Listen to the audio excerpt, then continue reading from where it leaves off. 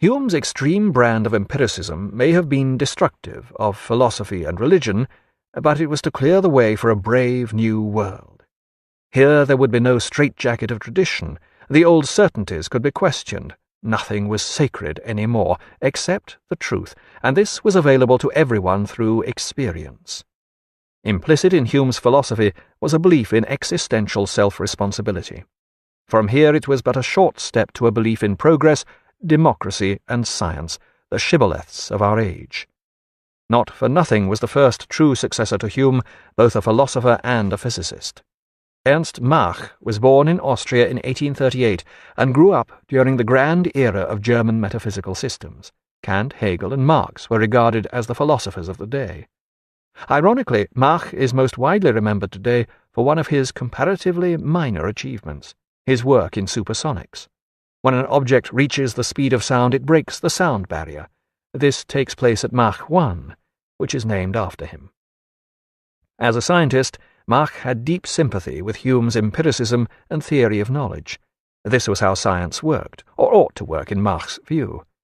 Unlike almost all other philosophers, Mach knew enough about science to begin applying Hume's ideas to some effect. By the second half of the 19th century, science was going through a transcendent phase similar to philosophy. It had grown too big for its boots, and had an absurdly overblown view of its own powers, both to conquer the world and to explain it. A recurrent scientific malady which once again reached fever pitch toward the end of the following century. Science believed it could know everything. The entire universe worked according to mechanical laws which could be discovered by science. Such laws of nature had an existence of their own which could not be questioned by mere philosophy. Mach was to explode this overinflated balloon, and his arguments are recognizably Humean.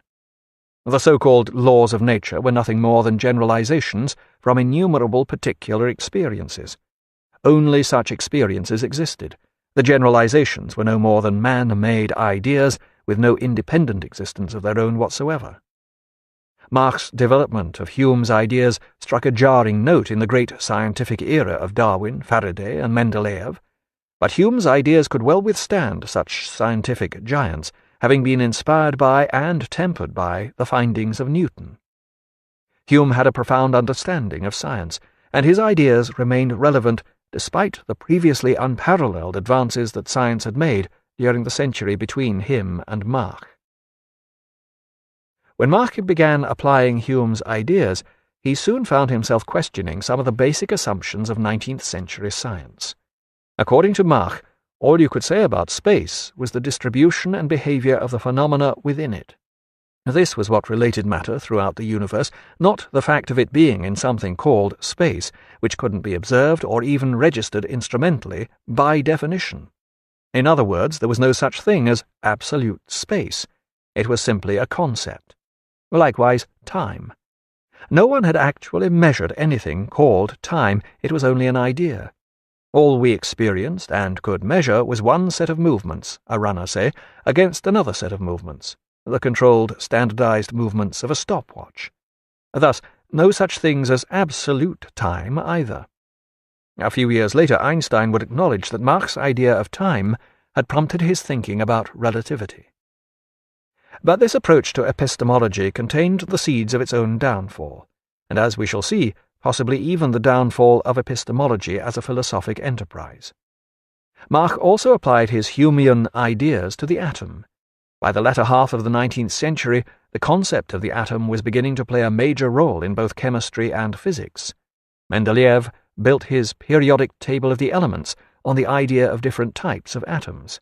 Avogadro's revolutionary hypothesis about the similar density of gases relied upon the notion of the atom. Yet no one had actually ever seen an atom, or measured one, or come up with any observational evidence whatsoever for the existence of such a thing.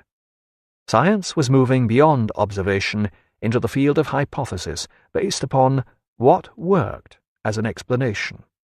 Atoms worked as an explanation, and the notion of the atom was proving highly fruitful in further extending scientific knowledge. So what if the existence of atoms couldn't be proved? This didn't matter. Mach, and thus Hume, were wrong. Or so it would seem. Nowadays we are all convinced that there are such things as atoms. Or are we? What exactly are these things called atoms? Atoms, as conceived by late 19th century scientists, were like minuscule indestructible billiard balls. Mach contradicted this notion on Humean grounds, and he was right to do so. We now know that atoms are not minuscule indestructible billiard balls. According to modern science, they are something much more complex and ambiguous. Indeed, by the early decades of the 20th century, quantum physicists had begun to question the whole idea of picturing the atom at all. According to the great German scientist Heisenberg, he of the famous uncertainty principle, it was not possible to describe such a thing as an atom. All we could do was take observations of what happened at this physical level and record the data. Such data could be read only as a series of tables and was not to be hung onto some picture of an atom. All such pictures were concepts, not based on any observation, which could only be misleading. Mach's approach, Hume's empiricism, appeared to have some relevance after all. The resemblance between Heisenberg's tables of data with no overall picture and Hume's simple impressions with no object or causality is uncanny. Mach's ideas were to have a profound influence on one of the major philosophical movements of the early 20th century, namely logical positivism. This was the product of a group of philosophers, scientists, and mathematicians who met regularly in the cafes of Vienna and became known as the Vienna Circle. The multidisciplinary nature of the group indicates the direction in which philosophy was now moving. The core principles of logical positivism have an unmistakably Humean ring to them. According to these, there are two types of meaningful statements. The first contains the propositions of logic and pure mathematics. These are necessarily true because they are tautologous, that is, the meaning of one concept is contained in the concept to which it refers. For example, 2 plus 2 equals 4. The concept 2 plus 2 contains the concept of 4. The second type of meaningful proposition contains facts which, unlike the previous type, refer to the empirical world. For example, it is raining. The speed of light is precisely 186,282 miles per second. We can verify these facts, or disprove them, by referring to experience, or we can test their validity by experiment. All propositions that did not fit into these two categories were deemed by the logical positivists to be metaphysical twaddle. Such propositions were neither necessary, in the logical sense, nor verifiable in any way. For example, God created the universe. Life has no meaning. Unfortunately, it was soon realized that the core principles of logical positivism also fell into this category. They were not logically necessary, nor could they be proved by experience. Despite this damning flaw, logical positivism proved a useful corrective to the inflated metaphysics of the 19th century. It attempted a scientific way of doing philosophy, and proved of immense use to scientists during the 1920s and 1930s, when the likes of Einstein and Bohr were recreating our entire universe. But with the advent of relativity and quantum theory, science itself now seemed to be progressing in an unscientific fashion. Take quantum theory, for instance, which treats light as either particles or waves. This is basically illogical. A thing cannot be two separate things at once. But as a theory, it works, and produces further fruitful knowledge. Here the theory is built upon theory, with experience, or experimentally verifiable data, as the end product. In such a situation, any philosophic theory of epistemology would seem inadequate. For the time being, it appears that science has simply hijacked epistemology. Yet, should epistemology ever return to the domain of philosophy, it will surely be on a Humean basis. From Hume's Writings. The definition of impressions and ideas. All the perceptions of the human mind resolve themselves into two distinct kinds, which I shall call impressions and ideas. The differences between these consists in the degrees of force and liveliness with which they strike our mind and make their way into our thought or consciousness.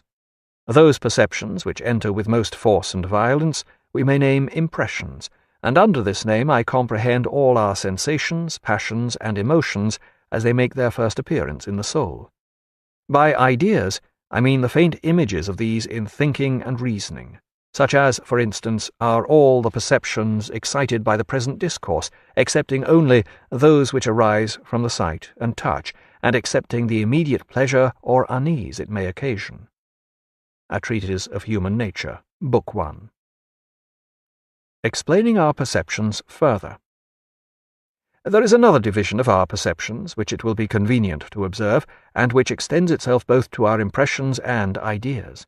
The division is into true successor to Hume, both a philosopher and a physicist. Ernst Mach was born in Austria in 1838 and grew up during the grand era of German metaphysical systems. Kant, Hegel, and Marx were regarded as the philosophers of the day. Ironically, Mach is most widely remembered today. Hume's extreme brand of empiricism may have been destructive of philosophy and religion, but it was to clear the way for a brave new world. Here there would be no straitjacket of tradition. The old certainties could be questioned. Nothing was sacred any more, except the truth. This was how science worked, or ought to work in Mach's view. Unlike almost all other philosophers, Mach knew enough about science to begin applying Hume's ideas to some effect. By the second half of the 19th century, science was going through a transcendent phase, and this was available to everyone through experience. Implicit in Hume's philosophy was a belief in existential self-responsibility. From here it was but a short step to a belief in progress, democracy, and science, the shibboleths of our age.